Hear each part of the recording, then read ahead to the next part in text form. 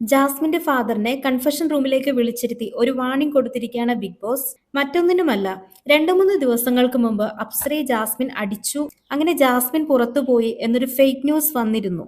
ഈ ഒരു വാർത്ത ജാസ്മിന്റെ ഉപ്പ എല്ലാവരുടെയും മുന്നിലിരുന്ന് പറഞ്ഞിരിക്കുകയാണ്. അങ്ങനെ പുറത്ത് സോഷ്യൽ മീഡിയയിൽ നടക്കുന്ന കാര്യങ്ങൾ അകത്ത് വന്ന് പറഞ്ഞതിനാണ് ജാസ്മിന്റെ ഫാദറിനെ വാൺ ചെയ്യുന്നത്. അതുകൂടാതെ ജാസ്മിന്റെ കയ്യിൽ നിന്നും വാങ്ങിയ ഗബ്രിയുടെ ആ ഒരു ഫോട്ടോ അവിടെ വെച്ചിട്ട് പോകാനും ബിഗ് ബോസ് പറയുന്നുണ്ട്. ഇതിനകം തന്നെ ഏകദേശം പുറത്ത് നടക്കുന്ന കാര്യങ്ങൾ എന്തൊക്കെയാണെന്ന് ജാസ്മിന് ഏകദേശം ഒരു ധാരണ ലഭിച്ചിട്ടുണ്ട്.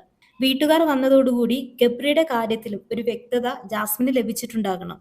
എന്നാൽ മനസ്സിലാകാത്തൊരു കാര്യം എന്തെന്നാൽ അഫ്സൽ പുറത്ത് തനിക്ക് വേണ്ടി കാത്തിരിക്കുകയാണെന്നുള്ളൊരു പ്രതീക്ഷ ജാസ്മിന് ഉപ്പയും ഉമ്മയും ചേർന്ന് നൽകുന്നുണ്ട്.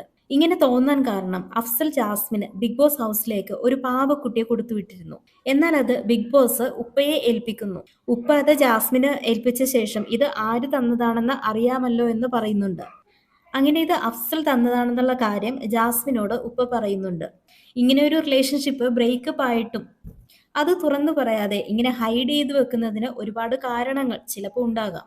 ഒന്നുകിൽ ഗബ്രിയുമായുള്ള ആ ഒരു ബന്ധം അവസാനിപ്പിക്കാൻ ഒരു ചെറിയ ഹിന്റ് കൊടുത്തതാകാം, അല്ലെങ്കിൽ അഫ്സൽ പോയ കാര്യം ഹൈഡ് ചെയ്ത് വെക്കുന്നതായിരിക്കാം.